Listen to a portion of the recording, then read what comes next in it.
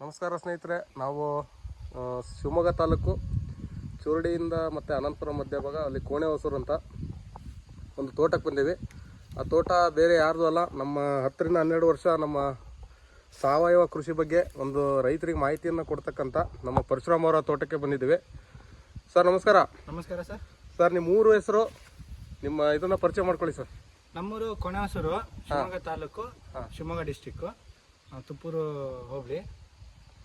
ಇದು ನಮ್ಮೂರು ಸರ್. ನಮ್ಮದು ಈಗ ಹತ್ರ ತೋಟ ಇದು 20ರಿಂದ 22 ವರ್ಷ ಆಗ್ತಾ ಬಂದೈತಿ. ನಾವೊಂದು 6ನೇ ಕ್ಲಾಸ್ 7ನೇ ಕ್ಲಾಸ್ ಇದ್ವಿ, ಆ ಟೈಮಿನ ತೋಟ ಇದು.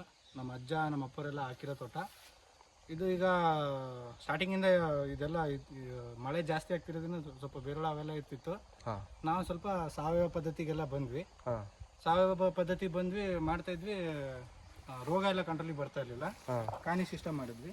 ಈ ಥರ ಕಾನಿ ಎಲ್ಲ ಒಂದು ಬೆಡ್ ಬಿಟ್ಟು ಒಂದು ಬೆಡ್ ಕಾನಿನ ಮಾಡಿದ್ರಿ. ಈ ಥರ ಕಾನಿ ಮಾಡಿದ್ವಿ. ಕಾನಿ ಅಂದಮೇಲೆ ನಮಗೆ ಸ್ವಲ್ಪ GP ಬಯೋಫಾರ್ಟ್ ಕಡೆಯಿಂದ ಪ್ರಾಡಕ್ಟ್ ಎಲ್ಲ ಸಿಕ್ಕಿದ್ವು. ಮೊದಲೇ ನೀವು ಸಾವಯವ ಪದ್ಧತಿಲಿ ಮಾಡ್ತಾ ಇದ್ರಿ, ಅಂದ್ರೆ ಕಾನಿ ಹೊಡೆದ್ರಿ ಮತ್ತೆ ಕಾಡಲ್ಲಿರೋ ಸೊಪ್ಪೆಲ್ಲ ಹಾಕ್ತಾ ಇದ್ರಿ. ಬಟ್ ರೋಗಕ್ಕೆ ಅಂತ ನೀವು GP ಹರಿಕ್ರಾಂತಿ ಟೆಕ್ನಾಲಜಿನ ಯೂಸ್ ಮಾಡಕ್ಕೆ ಸ್ಟಾರ್ಟ್ ಮಾಡಿದ್ರಿ ಸರ್. ಸರ್ ಫಸ್ಟ್ ನಿಮಗೆ ಸಮಸ್ಯೆ ಇದ್ದಿದ್ದಿಲ್ಲಿ ತುಂಬಾ ಬೇರುಳ ಇತ್ತು ಅಂತ ಹೇಳಿದ್ರಿ. ನಾವು ನೋಡಿದ್ವಿ ತುಂಬಾ ಗಿಡಗಳು ಚೇಂಜ್ ಆಗಿರೋದಿದೆ, ವಿಡಿಯೋದಲ್ಲಿ ಜೂಮ್ ಆಗ್ತಾ ಇಲ್ಲ.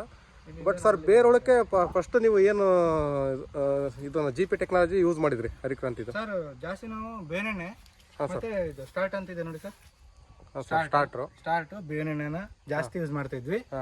ಜೋಗ್ ಜಾಸ್ತಿ ಆಗ್ತಿದ್ರಿಂದ ನಾನು ಸಿಲ್ ಅಂತ ಯೂಸ್ ಮಾಡ್ತಿದ್ವಿ. ಈ ಪ್ರಾಡಕ್ಟ್ ಶೀತ ಅಂದ್ರೆ ತುಂಬಾ ನೋಡಿ ಮಳೆ ಇರೋದ್ರಿಂದ ತೇವಾಂಶ ಇದೆ, ಜಾಸ್ತಿ ಮಳೆ ಸಿಲ್ ಯೂಸ್ ಮಾಡ್ತಾ ಇದ್ವಿ. ಹಿಂಗೆ ಹಂತವಾಗಿ ನಾವು ಒಂದೊಂದೇ ಪ್ರಾಡಕ್ಟ್ ನ ಅಪ್ಲೈ ಮಾಡ್ತಾ ಬಂದ್ವಿ ಸರ್. ಈಗ ಹೆಂಗ್ ಅನ್ಸದೆ ಸರ್? ನಾವು ನೋಡಿದ್ವಿ ತೋಟ ತುಂಬಾ ಮಳೆ ಆಗಿತ್ತು, ಇವಾಗ ಚೆನ್ನಾಗಿದೆ, ಅಡಿಕೆ ಎಲ್ಲ ಸೆಟ್ಟಿಂಗ್ಸ್ ಎಲ್ಲ ಚೆನ್ನಾಗಿದೆ, ಕಾಯಿ ನೋಡ್ತಾ ಇದೀವಿ. ಮತ್ತೆ ಸರ್ ಈಗ ಅಡಿಕೆ ಹರಳು ಉದುರೋದಕ್ಕೆ ಇದಕ್ಕೆಲ್ಲ ಯಾವ ತರ ಟ್ರೀಟ್ಮೆಂಟ್ ಅನ್ನ ಸ್ಟಾರ್ಟ್ ಮಾಡಿದ್ರಿ ಸರ್? ನಮ್ಮಲ್ಲಿ ಏನಾಗುತ್ತೆ ಅಂದ್ರೆ ಈ ಎಲೆ ಚುಕ್ಕಿ ರೋಗ, ಒಂದು ಎಲೆ ಚುಕ್ಕಿ ರೋಗ ಇದೆ. ಆಮೇಲೆ ಜೊತೆಗೆ ಹರಳು ಕಪ್ಪಾಗಿ ಹಿಂಗಾರ ಒಣಗೋದು ಜಾಸ್ತಿ ಇರೋದು. ನಾವು ಅದಕ್ಕೆ 2 ತಿಂಗಳಿಗೆ ಒಂದು ಟೈಮ್ ಸ್ಪ್ರೇ ಕೊಡ್ತಾ ಬಂದ್ವಿ ಸರ್. 2 ಹಿಂಗಾರಕ್ಕೆ 4 ಹಿಂಗಾರಕ್ಕೆ ಬೇವಿನ ಎಣ್ಣೆನ ಮತ್ತೆ ಫೈಟರ್ ಅಂತ ಬರುತ್ತಲ್ಲ, ಇದನ್ನ 2 ಫೈಟರ್ ಮತ್ತೆ ಬೇವಿನ ಎಣ್ಣೆನ ಹಿಂಗಾರಕ್ಕೆ ನುಸಿ ರೋಗಕ್ಕೆ ಸ್ಪ್ರೇ ಮಾಡ್ತಾ ಇದ್ರಿ? ಸ್ಪ್ರೇ ಕೊಡ್ತಾ ಇದ್ವಿ. ಇದರಿಂದ ಸ್ವಲ್ಪ ನಮ್ಗೆ ಎಲೆ ಚುಕ್ಕಿ ರೋಗನ ಅವಾಯ್ಡ್ ಆಗ್ತಾ ಬರ್ತಾ ಇದೆ. ಸರ್ ಮತ್ತೆ ಸರ್ ಈಗ ನೀವು ತುಂಬಾ ತೋಟಗಳಿಗೆಲ್ಲ ವಿಸಿಟ್ ಮಾಡಿರಲ್ಲ, ನಾವು ಹಾಗಾಗಿ ನಿಮ್ಮ ತೋಟನ ಫಸ್ಟ್ ನಾವು ವಿಸಿಟ್ ಮಾಡಿ ನೀವು ಯಾವ ಥರ ಮಾಡಿರಿ ಅಂತ ನೋಡಲಿಕ್ಕೆ ಬಂದಿದ್ದು. ಗೌಡ್ರೆ ನಮಸ್ತೆ. ನಮಸ್ತೆ. ಈಗ ಪರಶುರಾಮ್ ಸಾವಯವ ಕೃಷಿ ಬಗ್ಗೆ ತುಂಬಾ ಮಾಹಿತಿ ಕೊಡ್ತಾರೆ ರೈತರಿಗೆ. ಬಟ್ ನಾವು ಇವತ್ತು ಅವ್ರ ತೋಟಕ್ಕೆ ಬಂದೆ, ಅವರು ಆ್ಯಕ್ಚುಲಿ ಕೆಲಸ ಮಾಡ್ತಾ ಇದ್ರು ತೋಟದಲ್ಲಿ. ಆ ಟೈಮಲ್ಲಿ ನಾವು ಬಂದ್ವಿ. ಏನು ಅನಿಸ್ತಾ ಇದೆ ಗೌಡ್ರೆ ನಿಮಗೆ? ನೀವು ಸರ್ ತುಂಬ ತೋಟಗಳು ನಾವು ನೋಡಿದ್ವಿ. ನೋಡಿದ ಪ್ರಕಾರವಾಗಿ ಈ ತೋಟದಲ್ಲಿ ತುಂಬಾ ನೋಡ್ರಿ ಒಂದು ಅಡಿಕೆ ಮರ, ಹಿಂಗೆ ತೆಂಗಿನ ಮರದ ಬುಡ ಇದ್ದಂಗಿದೆ. ಒಂದು ಇದು ಮೇನ್ ನಮಗೆ, ಯಾಕಂದ್ರೆ ತುಂಬಾ ತೋಟಗಳು ಸಣ್ಣ ಸಣ್ಣ ಬುಡ ಇರ್ತದೆ. ಇದ್ರ ನೋಡ್ರಿ ಒಬ್ಬ ಮನುಷ್ಯ ಹಪ್ಕೋಬಹುದು, ಅಷ್ಟು ದೊಡ್ಡ ಇದಿದೆ. ಮತ್ತೆ ಬೇರಿನ ಬೆಳವಣಿಗೆ ತುಂಬಾ ಚೆನ್ನಾಗಿದೆ, ಎಲ್ಲಾ ಕಡೆನೂ ಬೇರಿದೆ. ನೋಡಿದ್ರು ಕೂಡ ಬೇರೆ ಬೆಳವಣಿಗೆ ಚೆನ್ನಾಗಿದೆ. ಮತ್ತೆ ಎಲ್ಲೂ ಕೂಡ ನಿಮ್ಗೆ ಒಂದು ರೋಗ ಕಾಣ್ತಾ ಇಲ್ಲ, ಎಲೆ ಚಿಕ್ಕ ರೋಗ ಅಲ್ಲೂ ಇದು ಏನು ಕಾಣ್ತಾ ಇಲ್ಲ. ಮತ್ತೆ ಎಲ್ಲೂ ಕೂಡ ಇವರು ಒಳ್ಳೆ ಚೆನ್ನಾಗಿ ಮಾಡಿರೋದ್ರಿಂದ ಒಂದು ಕಾಯಿ ಉದ್ರಿಲ್ಲ, ಏನಿಲ್ಲ. ಈಗ ನೋಡಿ ಈ ಶೀತದ ವಾತಾವರಣದಲ್ಲೂ ಕೂಡ ಉದ್ರಬಹುದು ಕಾಯಿ. ಯಾವ ಕಾಯಿನೂ ಉದ್ರಿಲ್ಲ, ಅಂಡೊಡ್ಕ ಮುಂಡೊಡ್ಕ ಏನಿಲ್ಲ. ತುಂಬಾ ಮಳೆ ರೋಗ ಇಲ್ಲ. ಮಳೆ ಹೆಚ್ಚಿನ ಭಾಗ ಪ್ಯೂರ್ ಮಲೆನಾಡು, ಮಳೆ ಹೆಚ್ಚು ಆಗಿರೋದ್ರಿಂದ ಕೂಡ ಇಲ್ಲಿ ಏನೂ ತೊಂದರೆ ಬಂದಿಲ್ಲ. ಅಂತಂದ್ರೆ ಪ್ರಾಡಕ್ಟ್ ದಮ್ ಇದೆ, ಒಳ್ಳೆ ಇದೆ. ಆಮೇಲೆ ಇನ್ನೊಂದ್ರಲ್ಲಿ ಇದರಲ್ಲಿ ಹ್ಯೂಮಸ್ ಇರೋದ್ರಿಂದ ಅದೇ ಮೇನ್ ನಮಗೆ ಸಾವಯವ ಇಂಗಾಲದಿಂದ ಮಣ್ಣಿಗೆ ಒಂದು ಸಾವಯವ ಇಂಗಾಲ. ಮತ್ತೆ ಏನಿದೆ ಪ್ರಾಡಕ್ಟ್ ಅಲ್ಲಿ? ಇಲ್ಲಿದೆ ನೋಡ್ರಿ ಸರ್ ಸಾವಯವ ಟೋಟಲ್ ಕಾರ್ಬನ್ 14.5% ಕಾರ್ಬನ್ ಇದೆ, ಸಾವಯವ ಇಂಗಾಲ ಇದೆ. ಟೋಟಲ್ ನೈಟ್ರೋಜನ್ 8% ಇದೆ. ಟೋಟಲ್ ಫಾಸ್ಫೇಟ್ 6% ಇದೆ. ಟೋಟಲ್ ಪೊಟ್ಯಾಶ್ 7% ಇದೆ. ಇದು ಭೂಮಿಗೆ ತುಂಬಾ ಬೇಕಾಗಿರುವಂತ ಸರ್. ಇದೆಲ್ಲ ಕೊಡೋದ್ರಿಂದ ಏನಾಗುತ್ತೆ ಅಂದ್ರೆ ಭೂಮಿಲಿ ಅಮೃತ ಕೊಟ್ಟಾಗ ನಾವು ಈಗ ರೈತರು ಕೊಟ್ಟಿಗೆ ಗೊಬ್ಬರ ಕೊಡಕ್ ಆಗದೇ ಇಲ್ಲ, ಅದರಿಂದ ಕಾರ್ಬನ್ ಸಿಗ್ತಾ ಇಲ್ಲ. ಬಟ್ GP ಹರಿಕ್ರಾಂತಿ ಅವರು ಸಾವಯವ ಇಂಗಾಲನ ಆ್ಯಡ್ ಮಾಡಿ ಕೊಟ್ಟಿರೋದ್ರಿಂದ ರೈತರು ತುಂಬಾ ಉಪಕಾರ ಆಗ್ತದೆ. ಸರ್ ನಮಸ್ತೆ, ಕುಮಾರಸ್ವಾಮಿ ಅವರೇ. ನಿಮ್ಗೆ ಏನು ಅನಿಸ್ತಾ ಇದೆ ತೋಟ ನೋಡಿ? ಪರಶುರಾಮ್ ಅವ್ರ ತೋಟ ನೋಡಿದ್ರೆ ಏನು ಅನಿಸ್ತಾ ಇದೆ? ತುಂಬಾ ನೀಟಾಗಿದೆ, ಕಾನಿ ಎಲ್ಲ ಇದೆ, ಏನು ಅನಿಸ್ತಾ ಇದೆ? ಚೆನ್ನಾಗಿದೆ ಸರ್ ತೋಟ. ನಾನು ಸುಮಾರು ಕಡೆ ಔಷಧಿ ಕೊಟ್ಟೇನೆ, ಸುಮಾರು ಕಡೆ ತೋಟ ನೋಡೇನೆ. ಆದ್ರೆ ಈ ತೋಟಕ್ಕೆ ಹೋಲಿಸಿದ್ರೆ ಬೇರೆ ಕಡೆಗೆ ಅಷ್ಟೊಂದು ರಿಸಲ್ಟ್ ಕಂಡಿದ್ದಿಲ್ಲ ಸರ್. ಈ ಪ್ರಾಡಕ್ಟ್ ಯೂಸ್ ಮಾಡಕತ್ತಿದ್ಮೇಲೆ ಈ ತೋಟ ನೋಡಿದ್ರೆ ಖುಷಿ ಅನ್ಸ್ತದೆ ಸರ್ ರೈತರಿಗೆ ಹೇಳಕ್ಕೆ. ಇಲ್ಲ ತುಂಬಾ ಯಾಕೆ ಅಂತಾರೆ ಕಾರಣ, ಇಲ್ಲಿ ತುಂಬಾ ಮಳೆ ಆಗ್ತಕ್ಕಂಥ ಏರಿಯಾ ಇದು, ನೀವು ನೋಡ್ಬೋದು. ತುಂಬಾ ಫಾರೆಸ್ಟ್ ಏರಿಯಾ ಇದು, ತುಂಬಾ ಮಳೆ ಆಗ್ತಕ್ಕಂಥ ಏರಿಯಾ. ಇಲ್ಲಿ ಏನಾಗಿದೆ ಅಂದ್ರೆ ರೋಗಗಳು ಜಾಸ್ತಿ, ತುಂಬಾ ರೋಗಗಳು ಜಾಸ್ತಿ ಇರ್ತಕ್ಕಂಥ ಜಾಗ ಇದು. ಎಲ್ಲೇ ನಾವು ನೋಡಿದ್ರು ಫಾರೆಸ್ಟ್ ಏರಿಯಾದಲ್ಲಿ ರೋಗಗಳು ಜಾಸ್ತಿ.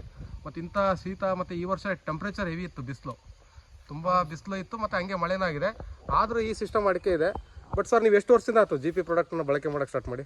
ಬಳಕೆ ಮಾಡ್ತಾನೆ 2013 13ರಿಂದನೂ ಬಳಕೆ ಮಾಡ್ತಾರೆ. ಯಾವ್ಯಾವ ಥರ ಕೊಡ್ತೀರಿ ಸರ್? ವರ್ಷಕ್ಕೆ ಯಾವ ಸಿಸ್ಟಮಲ್ಲಿ ಕೊಡ್ತೀರಿ ಸರ್ ವರ್ಷಕ್ಕೆ 2 ಟೈಮ್ ಸರ್. ನಾವು ಮಳೆ ಸ್ಟಾರ್ಟ್ ಆಗುತ್ತಲ್ಲ ಜೂನ್, ಮೇ ಎಂಡ್ ಜೂನಾಗೆ, ಆ ಟೈಮಲ್ಲಿ ರೋಗಕ್ಕೆ ಮಾಡ್ಕೊಂಡ್ಬಿಡ್ತೀವಿ. ಯಾಕಂದ್ರೆ ಅಷ್ಟರ ಮೇಲೆ ನಾವು ಮಾಹಿತಿ ಕೊಟ್ಟಂಗೆ ಬೆರಳು ಅವೆಲ್ಲ ಅವಾಗಲೇ ಜಾಸ್ತಿ ಆಗೋದು. ಆಮೇಲೆ ಈ ಟೈಮಲ್ಲಿ ನಾವೇನು ಮಾಡ್ತೀವಿ ಅಂದರೆ ಬೇರಿಗೆ ನ್ಯೂಟ್ರಿಯೆಂಟ್ಸ್ ಕೊಡ್ತೀವಿ. ಸ್ಪ್ರೇ ಎಷ್ಟು ಟೈಮ್ ಕೊಡ್ತೀರಿ ಸರ್? ಯಾವ್ಯಾವ ಕೊಡ್ತೀರಿ ಸರ್? 2 ಟೈಮು ಫೈಟರ್ ನೀಮ ಕೊಡ್ತೀವಿ. ಮಳೆಗಾಲದಲ್ಲಿ ಯಥೇಚ್ಛವಾಗಿ ಜಾಸ್ತಿ ಮಳೆ ಆಯ್ತು ಅಂದರೆ ತುತ್ತ ಸುಣ್ಣ ಅಪ್ಲೈ ಮಾಡ್ತೀವಿ. ಹೌದು ಸರ್. ಓಕೆ ಸರ್, ತುಂಬ ಚೆನ್ನಾಗಿದೆ ತೋಟ. ಸರ್ ಇನ್ನೊಂದು ವಿಚಾರ, ಇಲ್ಲೇನು ಅಂತಂದ್ರೆ ತುಂಬಾ ತೋಟಗಳು ನಾವು ದಿನನಿತ್ಯ ನೋಡ್ತಾ ಇರೋದು, ತುಂಬಾ ರೈತರು ಮಾಡ್ತಾರೆ. 9 ರಿಂದ 10 kg 11 kg ಕಾಯಿ ಹಿಡಿತವೆ ಒಂದೊಂದು ಮರಗಳಲ್ಲಿ. ಇಲ್ಲಿ ನೋಡ್ರಿ 15 ರಿಂದ 16 17 kg ಲೆಕ್ಕಕ್ಕೆ ಒಂದೊಂದು ಗಿಡದಲ್ಲಿ ಕಾಯಿ ಇದೆ. ತುಂಬಾ ಚೆನ್ನಾಗಿದೆ, ಗೊನೆ ಸೆಟ್ಟಿಂಗ್ ಆಗಿದೆ. ಚೆನ್ನಾಗಿದೆ ಸರ್. ಈ ತರ ನಾವು ಎಲ್ಲೂ ನೋಡಿಲ್ಲ. ನಾವು ನೋಡಿರೋ ಪ್ರಕಾರ 15 kg ಬಂದಿದೆ ಅಂದ್ರೆ ಅಲ್ಲಿಗೆ ಎಕರೆಗೆ 75 ರಿಂದ 80 ಕ್ವಿಂಟಲ್ ಲೆಕ್ಕಕ್ಕೆ ಬಂತು. ಇಲ್ಲಿ ನೋಡ್ರಿ ಒಳ್ಳೆ ಇಳುವರಿ ಬರ್ತಾ ಇದೆ ಸರ್. ನಮ್ದೊಂದು 300 ಗಿಡಕ್ಕೆ 15 ಕ್ವಿಂಟಲ್ ಒಣ ಅಡಿಕೆ ಬರುತ್ತೆ ಸರ್. ಇನ್ನೇನು ಬೇಕು ಸರ್ ಅಲ್ಲಿ ಎಕರೆಗೆ ಎಷ್ಟು? ಇಲ್ಲ, ತುಂಬ ಚೆನ್ನಾಗಿ ಔಟನ್ನು ಬರುತ್ತೆ, ಕ್ವಾಲಿಟಿನೂ ಬರುತ್ತೆ. ಹೌದೌದು. ಓಕೆ ಸರ್, ಧನ್ಯವಾದಗಳು. ತುಂಬ ಚೆನ್ನಾಗಿ ಮಾಹಿತಿ ಕೊಟ್ರಿ, ಮತ್ತು ತೋಟನೂ ತುಂಬ ಚೆನ್ನಾಗಿ ಮೇಂಟೈನ್ ಮಾಡಿರಿ. ಎಲ್ಲ ರೈತರು ಇದೇ ಥರ ಮೇಂಟೈನ್ ಮಾಡಲಿ, ಮತ್ತು GP ಹರಿಕ್ರಾಂತಿ ಟೆಕ್ನಾಲಜಿಯನ್ನು ಬಳಕೆ ಮಾಡ್ಕೊಳ್ಳಿ ಅಂತ ಹೇಳ್ತಾ ನಾನು ಈ ವಿಡಿಯೋನ ಕ್ಲೋಸ್ ಮಾಡ್ತಾ ಇದ್ದೀನಿ. ಧನ್ಯವಾದಗಳು ಸರ್.